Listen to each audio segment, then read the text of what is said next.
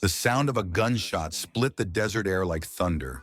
A crow took flight from a withered mesquite tree as the wounded man crashed to his knees, blood blooming across his chest like a crimson flower.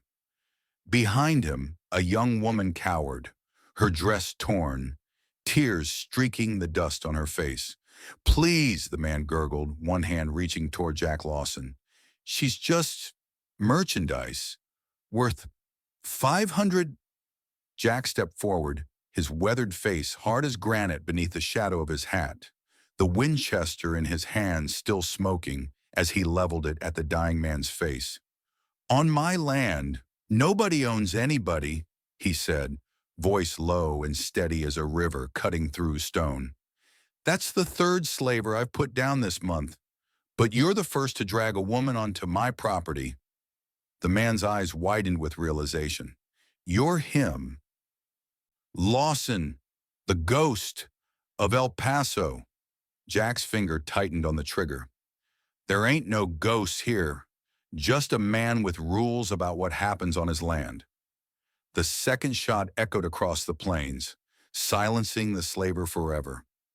As Jack turned toward the terrified woman, a rider crested the ridge behind them, another member of the slaver gang who'd circled back. Jack spun, dropping to one knee, but the distance was too great for accuracy. The rider fired wildly before wheeling his horse around and galloping away. "He'll be back," Jack told the woman as he helped her to her feet. "And he won't be alone. Can you ride?" Lawson's ranch sat at the edge of Texas and civilization, the last American outpost before the lawless border country. The main house stood defiant against the endless sky. Weathered boards bleached silver by 20 years of merciless sun. The corral listed to one side, fence posts splintered and worn. The water well was running low, the windmill creaking in protest with each gust of hot wind. At 45, Jack Lawson looked like a man carved from the same hardwood as his ranch, all angles and weathered surfaces, with eyes that had seen too much and forgiven too little. A jagged scar ran from his left temple to his jaw, a souvenir from the night he'd lost everything that mattered. What folks didn't know about Jack Lawson was what haunted him when the sun went down. They knew the legend, how he'd been the fastest gun in the Texas Rangers, then the most feared sheriff in El Paso County. How he'd tracked down the notorious Collins gang across 3 states and brought them back slung over their saddles. What they didn't know was why he'd walked away 7 years ago, why he'd buried his badge along with his wife Emma and their young son after the flood had swept them away, or why he'd chosen this God-forsaken stretch of land to live out his days alone. Some said he was waiting to die, others said he was hiding. Only Jack knew he was doing both. 60 miles west, a specially modified wagon rumbled across the desert floor. Inside, hidden behind false panels and reinforced with iron bars, Sarah Mitchell fought against the chains binding her wrists. The metal had worn her skin raw, but pain was better than surrender. Next to her, Rebecca Taylor had stopped struggling days ago. The former school teacher lay curled in on herself, her once gentle eyes vacant from the horrors they'd witnessed. Roy Callahan sat at the reins, a Cuban cigar clenched between yellow teeth. Once a feared mercenary during the border wars, he'd found more profit in human flesh than gunfighting. His reputation along the border was built on brutality. He'd once burned down an entire village that had tried to hide 2 escaped merchandise. "Water break," he called, pulling the wagon to a stop beneath a lone cottonwood. "Jake, check the merchandise." His younger brother climbed down, followed by 4 other men. Jake Callahan had his brother's cruelty, but none of his restraint. A long knife scar ran down his face, a gift from a woman who'd fought back. That woman hadn't lived to see another sunrise. Jake pulled back the canvas flap and peered inside at Sarah and Rebecca. "Still breathing?" He laughed, reaching for his canteen. "Drink. Boss wants you alive when we reach Diablo Canyon." Sarah took the canteen, her eyes never leaving Jake's. "You should have killed me when you had the chance," she said quietly. Something in her tone made Jake pause. He studied her face more carefully. "Do I know you?" "No," Sarah replied, "but you knew my father, Thomas Mitchell, Border Patrol officer, 3 years ago in Tucson." Recognition dawned slowly on Jake's face. "Mitchell? The one who, the one your brother shot in the back while you held him down," Sarah finished, her voice ice cold. "I've been hunting you ever since." Jake's hand moved to his gun, but Roy's voice interrupted from outside. "Save it for the buyers, Jake. They pay extra for the spirited ones." As Jake backed out of the wagon, Sarah's fingers closed around something she'd worked loose from the wagon floor, a broken horseshoe nail. Not much, but in the darkness, when the men were deep in their whiskey, it might be enough. She'd been waiting 3 years for this chance. She wouldn't waste it. Night fell across the desert like a heavy blanket. The Callahan gang had made camp, passing bottles of whiskey around a small fire. 2 men kept watch, one by the wagon, one patrolling the perimeter. Inside the wagon, Sarah worked the horseshoe nail into the crude lock of her manacles. Her father hadn't just been Border Patrol. He'd been the best tracker in Arizona territory and had taught his daughter everything he knew about survival, including how to pick simple locks. "What are you doing?" Rebecca whispered, fear making her voice tremble. "Getting us out of here," Sarah replied, her voice barely audible. The lock clicked and relief flooded through her as the cuff fell away. "When I say run, you run north. Follow the North Star. Don't stop until you reach water or shelter." As Sarah freed Rebecca's restraints, footsteps approached the wagon. The guard was coming to check on them. Sarah pressed herself against the side of the wagon, the nail clutched in her fist like a tiny dagger. When the canvas flap lifted and the guard poked his head in, Sarah struck with the speed her father had taught her, driving the nail into the man's eye with all her strength. His scream died in his throat as her hand clamped over his mouth and pulled him inside, where Rebecca helped subdue him. They took his gun, knife, and canteen before slipping out into the darkness. "Run," Sarah whispered, pointing north. "Now!" They ran through the night, the moonlight their only guide. Behind them, shouts erupted as the Callahan gang discovered their escape. Gunshots cracked through the darkness, but the night swallowed the women into its protective embrace. Dawn was breaking when disaster struck. Rebecca stumbled on the rocky ground, her ankle twisting beneath her with a sickening snap. She fell, a cry of pain escaping before she could stop it. "Leave me," she gasped as Sarah tried to help her up. "They'll catch us both." "Nobody gets left behind," Sarah said firmly, slinging Rebecca's arm over her shoulder. "My father taught me that too." They struggled on, their pace slowed to a painful crawl. The sun climbed higher, beating down on them with merciless intensity. In the distance, dust clouds signaled riders approaching fast. Just as Sarah's strength was failing, she spotted a figure on the ridge ahead, a lone man with a rifle, watching them with the stillness of a predator. Jack Lawson had been tracking a deer since first light, moving silently through the scrub brush. Game had been scarce, and his stores were running low. The Winchester Model 1873 in his hands was worn smooth from years of use, its weight as familiar as his own heartbeat. He crested a small rise and paused, spotting movement in the valley below. 2 figures stumbling across the open ground. Women by the look of their dresses, one supporting the other. Behind them, a dust cloud was approaching rapidly. Riders, moving with purpose. Jack raised his rifle, using the scope for a better look. The woman supporting her companion had the determined look of someone who wouldn't quit until her heart stopped beating. The approaching riders were clearly in pursuit. Old instincts, buried but not forgotten, stirred to life. He approached them cautiously, rifle ready. The taller woman spotted him and pushed her companion behind her, raising a revolver with a steady hand despite her obvious exhaustion. "That's far enough," she called out, her voice hoarse from thirst but unwavering. Jack stopped, keeping his Winchester pointed at the ground but ready. "This is private property," he said. The woman didn't lower her gun. "We didn't know. We've been running from slavers."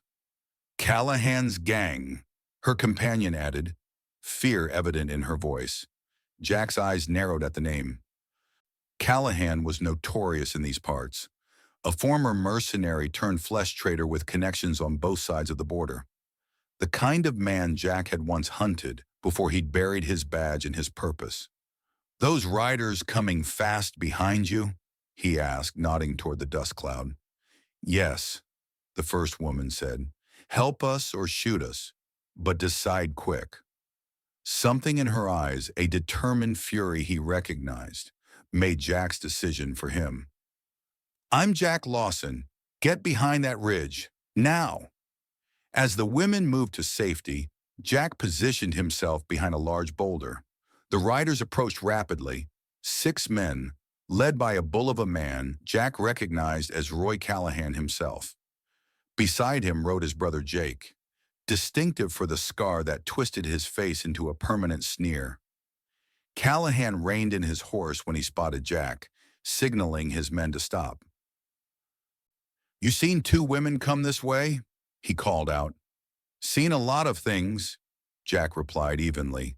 "Most of them aren't your business." Jake leaned forward in his saddle. "Those women are our property. Hand them over and we'll ride on peacefully." Jack's finger moved to the trigger of his Winchester. "Nobody owns people on my land." "Your land," Roy laughed. "This is Lawson property." "Wait." Recognition dawned in his eyes. Jack Lawson, the sheriff who went crazy after his family drowned? Jack didn't flinch. "Last warning. Right away now." Jake's hand moved to his holster. "There's 6 of us, old man." The Winchester cracked before Jake could finish. The bullet took him in the shoulder, spinning him out of the saddle. The other riders scattered for cover, drawing their weapons. Jack fired twice more, dropping one man and wounding another before ducking behind the boulder as bullets chipped away at the stone.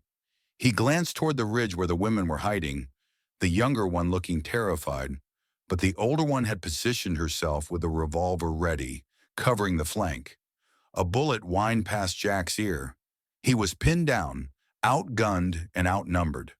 The familiar rush of combat filled his veins, a feeling he'd thought long dead. "Last chance, Lawson," Roy shouted. "Give us the women, or we burn you out." Jack fired again, forcing the men to keep their distance. "Sarah," he called to the woman with the revolver, "can you still shoot?" She nodded, eyes hard with determination. "When I move, cover me. Aim for the one with the red bandana." Jack counted to 3, then broke cover, sprinting toward a new position while firing. Sarah's revolver barked twice, and the man with the red bandana screamed as a bullet found his thigh. The odds were evening. Roy Callahan, seeing his men falling and his brother wounded, made a tactical decision. "Fall back," he shouted. "We'll be back, Lawson, with more men." As the riders retreated, dragging their wounded, Roy turned in his saddle. "This ain't over. I'll burn everything you own to the ground." Jack watched them go, then turned to the women. "I'm Jack Lawson, and you 2 just started a war." The ranch house was simple but solid, built with defense in mind. Gun ports were disguised as decorative elements in the walls, and thick shutters could be quickly barred. A root cellar beneath the floor provided storage and, if necessary, a hiding place. Jack tended to Rebecca's ankle, wrapping it with practiced hands. "It's sprained, not broken. You're lucky." "We both are," Rebecca replied softly. "Thank you for helping us." Sarah stood by the window watching the horizon. "They'll be back by nightfall. Callahan never leaves witnesses." "I'm counting on it," Jack said. He moved to a trunk in the corner and unlocked it, revealing an arsenal that would have impressed even veteran soldiers: revolvers, rifles, ammunition, and even a few sticks of dynamite. You're not just a rancher, Sarah said, spotting a framed photograph half hidden on a shelf. She picked it up. A younger Jack, in a Texas Ranger uniform, standing proudly with four other men. Rangers? Lifetime ago, Jack said, taking the photo and setting it face down. Was sheriff in El Paso after that, until the flood took my wife and boy, 7 years back. I'm sorry, Sarah said quietly. Don't be. Just how the cards fell. Jack handed her a Colt revolver. You know how to use this properly? Sarah checked the weapon with practiced ease. My father taught me. He was Border Patrol. Thomas Mitchell. Jack's head snapped up, recognition in his eyes. Tom Mitchell? Best tracker in the territory? Sarah nodded. You knew him. Worked with him on the Collins gang case. Good man. Heard he was killed a few years back. By Roy Callahan, Sarah said, her voice hardening. I've been hunting him ever since. Was working as a barmaid in Tucson, waiting for a lead when they grabbed me. Jack studied her face. You're not just running. You want revenge. Justice, Sarah corrected. There's a difference. Jack nodded slowly. Something unspoken passed between them. Recognition of a shared purpose. A similar wound. He turned to Rebecca. What's your story? School teacher from Phoenix, she said. They took me from the stagecoach, killed the driver and a passenger who tried to fight. Jack handed her a shotgun. Simpler than a revolver, just point and pull. As Rebecca familiarized herself with the weapon, Jack pulled Sarah aside. Callahan won't come alone. He's got contacts, mercenaries, outlaws. Could be 10, 15 men. We can't outrun them, Sarah said. Not with Rebecca's ankle. We're not running, Jack replied, a dangerous glint in his eyes. This has been coming a long time. Sometimes a man has to remember who he was to figure out who he is. The late afternoon sun cast long shadows across the yard as Jack and Sarah set their defenses. They rigged tripwires that would trigger shotguns mounted in hidden positions. They dug a shallow pit trap on the approach to the house, covering it with brush. Near the barn, they set a modified bear trap that would catch a horse's leg, throwing its rider. My father would have liked you, Sarah commented as they worked. He always said preparation beats luck. Smart man, Jack replied. What really happened to him? Sarah's hands stilled on the wire she was setting. We were at home. 3 men came. Callahan, Jake, and another. Said they were looking for a fugitive. Dad knew they were lying. Her voice hardened. Roy shot him in the back while Jake held him down. I was hiding in the root cellar. Heard everything. Why are they after you specifically? Jack asked. Seems personal. Sarah met his gaze. Because I tracked down and killed the 3rd man 6 months ago in Tucson? Callahan doesn't know it was me, but he knows someone's hunting his crew.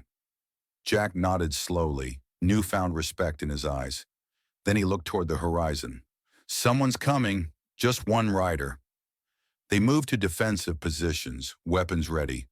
But as the rider drew closer, Jack relaxed slightly. It's Pete, mail carrier. Pete Willoughby was 70 if he was a day, his leathery face mapped with wrinkles beneath a shock of white hair. His ancient mule looked even more decrepit in the harsh light. Afternoon, Jack, the old man called, oblivious to the rifle trained in his direction. Got a letter for you, and news from town. What new? Jack asked, lowering his weapon. Pete dismounted with a groan, arthritis evident in his movements. Strangers in Dry Creek, mean bunch led by a big fella named Callahan, offering gold for information on 2 women. He eyed Sarah and Rebecca. Reckon these might be them. How many? Jack asked. 6 rode in, picked up at least 7 more at the saloon, Magruder brothers and their crew. Some of Carson's men, too. Pete's roomy eyes surveyed the defensive preparations. They were saddling up when I left town. Be here before sundown. 13 men. Worse odds than Jack had hoped for. Pete reached into his saddlebag and handed over an envelope bearing the seal of the Texas Rangers. This came for you, too. Express Rider brought it yesterday. Jack broke the seal and read quickly. Jack, word reached me about Callahan's operation moving across our territory. He's killed 3 Ranger informants in the last month. I'm gathering men, but we're stretched thin with the trouble up north. Won't reach you for 3 days at least. I know you've been hiding since Emma and the boy. Maybe it's time to stop. The Rangers need experienced men who understand what we're facing on the border. If you're reading this, I'm guessing trouble's already found you. Survive and we'll talk about you coming back, not as a field ranger, but as special advisor to the border division. We've been watching you, Jack. You never stop being one of us. Morgan Davis, Texas Ranger Captain. Jack folded the letter, something shifting in his expression. Pete was watching him carefully. Bad news? Rangers won't be here for 3 days, Jack replied. Fight'll be over by then. The old man nodded thoughtfully, then reached into his saddlebag and pulled out a Sharps rifle, well maintained despite its age. Reckon you could use another gun. Not your fight, Pete. Delivered mail through Apache territory for 20 years, Pete replied with a crooked grin. Few border rats don't scare me none. As they finalized preparations, the sun began its descent toward the western horizon. Rebecca took her position in the root cellar with a shotgun. Pete climbed to the hayloft of the barn with his Sharps rifle. Jack and Sarah would appear to make their stand from the house, then circle behind once the attackers committed. Why are you doing this? Sarah asked Jack as they checked their weapons one last time. You could have sent us on our way. Jack was quiet for a moment. Been asking myself that same question. He looked at the ranger badge he'd pulled from the trunk, turning it over in his hand. Maybe a man can only hide from himself for so long. In the fading light, Sarah saw something in his eyes that hadn't been there before. A spark rekindled after years of darkness. You never stopped being a lawman, she said. You just stopped wearing the badge. Jack tucked the badge into his shirt pocket. Let's hope I remember how to use it. They came at dusk, when shadows played tricks on the eye. 13 riders approached from the east, spreading into a loose semicircle as they neared the ranch. Roy Callahan led them, massive in the saddle, his cavalry hat silhouetted against the crimson sky. Lawson, he bellowed, send out the women and you get to live. No answer came from the darkened house. We know you're in there, Roy continued. You're outnumbered. Be reasonable. When silence was the only response, Roy signaled his men. They dismounted, spreading out to surround the property. One moved toward the barn, another circled toward the rear of the house. The first shot came from Pete Sharps in the barn loft, the heavy bullet finding its mark in a rider who ventured too close. The man dropped without a sound. Immediately, the quiet standoff erupted into chaos. Rush the house, Roy ordered. 3 men charged forward, only for one to trigger a tripwire. The shotgun blast caught him square in the chest, throwing him backward. Another stumbled into the pit trap, his scream cutting through the gunfire. From inside the house, Jack and Sarah fired in controlled bursts, creating the impression of multiple defenders. Then they slipped out the back, circling to flank Callahan's men. The battle intensified as Roy ordered the barn burned. Flames leapt up the dry timbers, forcing Pete to abandon his position. The old man managed one more shot before scrambling down the back way. Jack picked off 2 more attackers, but the situation was deteriorating. They were still heavily outnumbered, and Callahan's men had taken cover behind wagons and water troughs. We need to get to Roy, Sarah said, eyes fixed on the man who had murdered her father. Cut the head off the snake. Jack nodded. I'll draw their fire. You circle around to those rocks, get a clear shot. Before Sarah could protest, Jack broke cover, firing rapidly as he sprinted toward new position. Bullets kicked up dirt around him. One creased his side, tearing a furrow of flesh and sending him stumbling to one knee. Roy Callahan saw Jack exposed and raised his rifle for the kill shot. End of the line. Lawman, he called. Sarah lined up her shot, but a mercenary spotted her and opened fire, forcing her to duck behind the rocks. Roy's finger tightened on the trigger, aimed at Jack's heart. The shot that followed came from neither Roy nor Sarah. It came from Rebecca, who had emerged from her hiding place in the root cellar. The shotgun braced against her shoulder. The blast caught Roy in the side, spinning him around. Jack seized the moment, tackling Roy to the ground. The two men grappled in the dirt, each fighting for control of a knife Roy had pulled from his boot. With a surge of desperate strength, Roy flipped Jack onto his back, raising the blade for a killing strike. The gunshot was deafening at close range. Roy's eyes widened in shock as he looked down at the spreading red stain on his chest. Not from Jack's gun, but from Sarah's.